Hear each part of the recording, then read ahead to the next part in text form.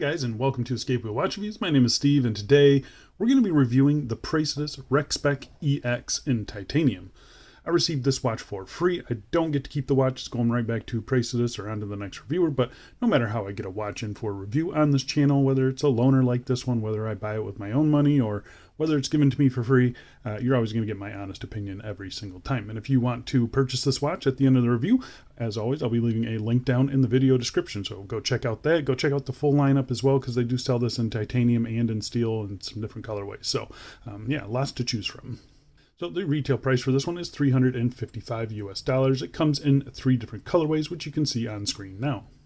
The watch case is made of grade 2 titanium. It has a K1 mineral crystal with anti-reflective coating, a push-pull crown, a snapping case back, 50 meters of claimed water resistance, and the watch is powered by the Seiko NH36 automatic movement. So if you aren't familiar with the brand Praesidus, they've been around for a while now. They assemble their watches in the USA.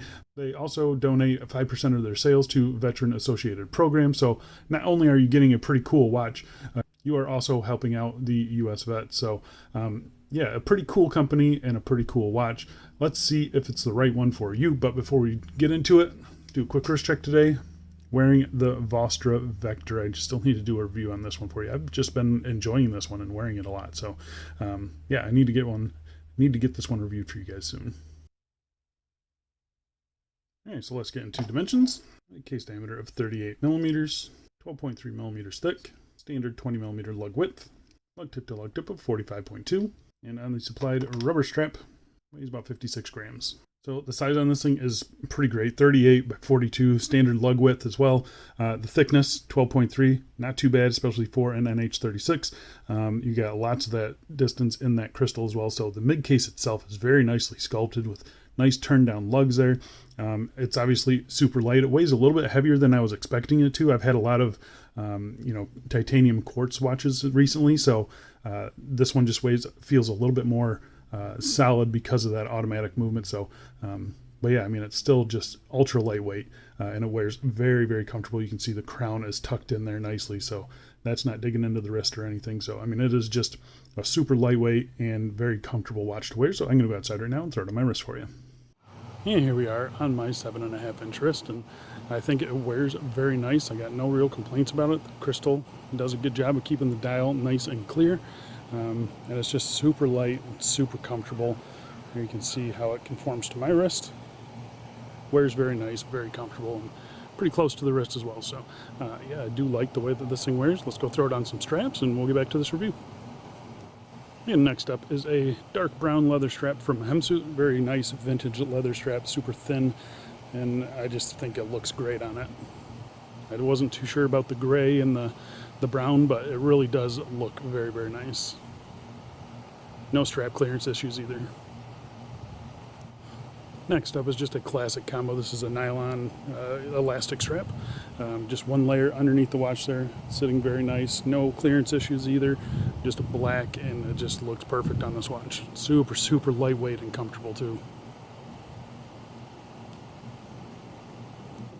And lastly, here we are on kind of an army green nylon strap. There's one layer underneath. This is a Sifu nylon strap, so it kind of looks like a double pass, but it is just a single pass. And I think it just looks really good on that.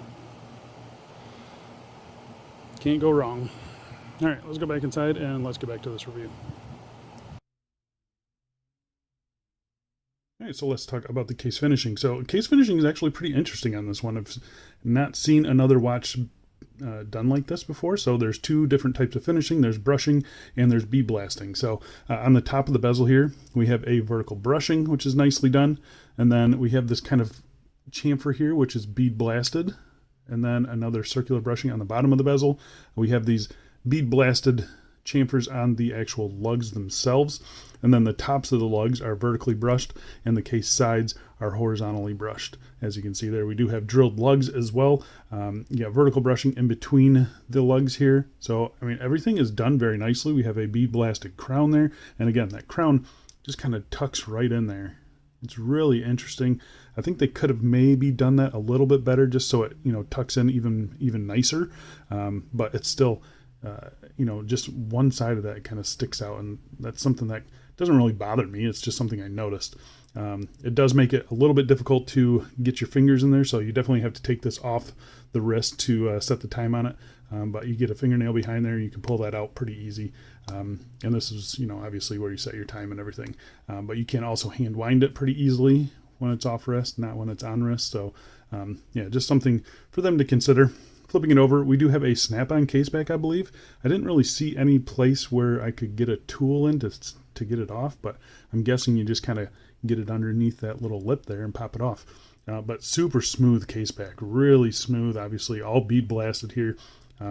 We have the Praesidus logo there. Got some information here, 113, I'm not sure what that is. Assembled in the USA.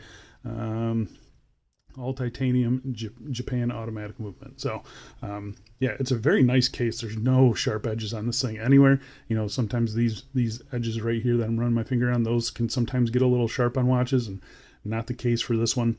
Same with these have all been rounded off very nicely, so it feels like a very high quality case, and I mean, you just barely notice it on the wrist. So yeah, really interesting case finishing on this one, but I actually like it a lot.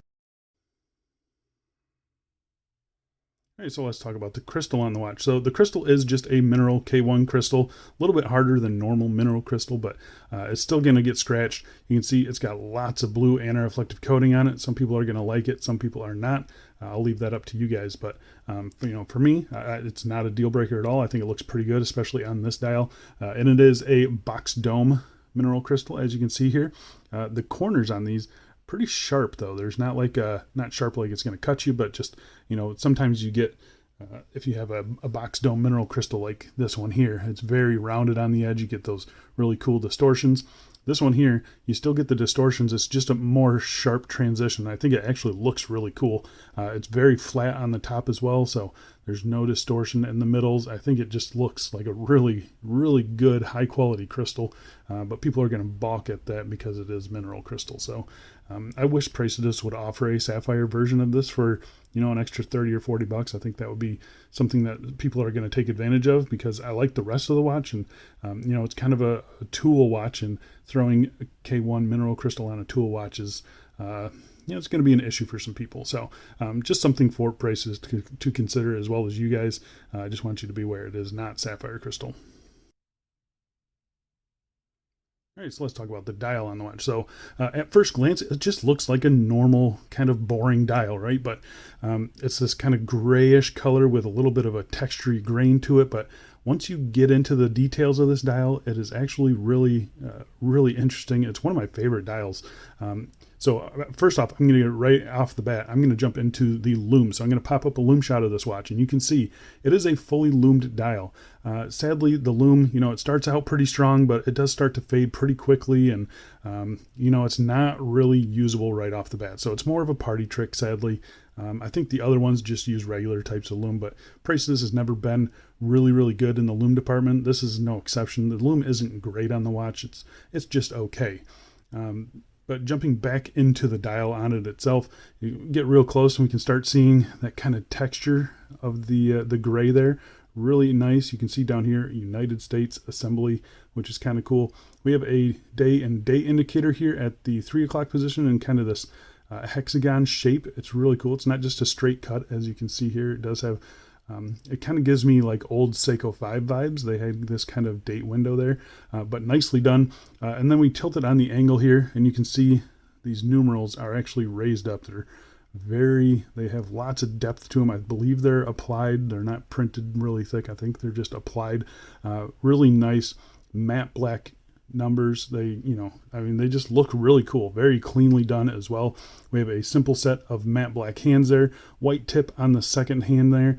It all looks very cool. We have a white day and then a black date, which is interesting as well. So there's lots of little details on this dial which come together very nicely, in my opinion. Like when I first saw this thing or saw it online, I wasn't too impressed with it, but getting it in person, the dial on this watch is actually really, really cool. So I do like it a lot, and I think they did a nice job with it. The proportions on it are nicely done. The finishing seems to be nicely done as well. I just wish they would throw a few more layers of lume on it. Maybe it's because it's gray and it's not a white dial.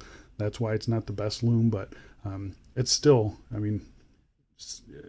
I guess it's more of a party trick, but you can still use the Lume to tell the time. It's just in the middle of the night, I had a little bit of a rough time trying to tell the time on this watch. So yeah, just something for you guys to consider. Lume isn't the best on it, but everything else is done very, very nicely. All right, so the movement inside is the Seiko NH36. So we have a day and a date there. Otherwise, it's just your typical Seiko NH movement, 21,600 beats per hour, roughly 40 hours of power reserve. It hand winds. It has a bi-directional winding rotor, so you don't get any rotor whirl. It's a great movement. I've got no issues with them. You have this 4 o'clock push-pull crown here. First position is your date and your date, so you roll it forward, and that changes your date. You can see we have a blank window in between. Not sure why they did that, but when we get to the later days, I believe we have a red Sunday. Yep, so we have a red Sunday there, which is kind of cool. You roll it backwards, this changes your date. Everything aligns as it should. It looks very good. So no issues with that as well. Pull it out to the third position. This is where you set your time, hacks the movement. Everything is aligned nicely. You got no issues there. It's a very small crown, but it's still pretty easy to manipulate the hands and everything like that. So yeah, I actually have no real complaints with it. Here's how this one has been running. Been running fine for me, a little bit fast, but not too bad. All right, so let's talk about the strap on the watch. So the straps on Praesidus watches, you can get different straps on these ones. So, you know, pay attention to what you're buying, I guess. But all the straps that I've ever had from Praesidus have been pretty nice straps. So you're going to get a pretty nice strap. This one here, it is I believe this is a real Tropic strap. I'm not really sure. I haven't seen this vulcanized rubber stamp on, you know, other Tropic straps. So I think this is like a real Tropic branded strap, but it's a Tropic style at the very least. And it is vulcanized rubber like you saw, so it doesn't pick up dust or anything like that. It's a very nice strap, super flexible and comfortable right out of the box. It does have quick release spring bars as well. They're on the wrong side for me. Like I'm used to having a quick release on this side, so a little bit awkward, but other than that, it's done very nicely. You have two floating keepers here, and then a matching buckle here in titanium with the Praesidus logo. Everything it feels very nice, and again, super comfortable. Not a whole lot to complain about. 20 millimeters, I think I mentioned that, 20 millimeter lug width, and it tapers down to 16 at the clasp. But yeah, it's a nice strap. I've actually been using this strap on other watches as well, so yeah, it's a very nice strap, and I have zero complaints about it, and I actually think it looks pretty darn good on this, even though it might not be kind of like period correct. This is kind of a field watch, and obviously these rubber straps are made for divers, but I still think it looks pretty cool on it. And again, it's a very nice strap. So yeah, you're going to be happy with any of the straps that Praesidus sends you. They've got a really nice selection of straps. So there you go, guys. That is the Rec-Spec EX Titanium. If you're looking for a watch, you know, made in the USA or built in the USA, I should say, this is one that you can consider. It goes to a good cause as well. Pretty cool design. A little bit of a letdown with the Lume, but you're getting a nice strap, a nice case. A little bit of a disappointment in the sapphire crystal as well. $355. We like to see sapphire, especially on this channel, but I realize Praesidus is not a, you know, made in China brand. So yeah, they got to cut costs somewhere, and that's one of the places where they did it. Thankfully, the crystal is actually really, really good on this watch, and the overall design of the watch is excellent as well. So yeah, it's a very cool watch. I've been enjoying it, wearing it, but sadly, I'm gonna have to send it back to Praesidus. Again, if you guys are interested in this, I'll be leaving the link down in the video description. Go check them out. I think that's it for me. Thanks a lot for watching, and I will see you in the next one. Bye.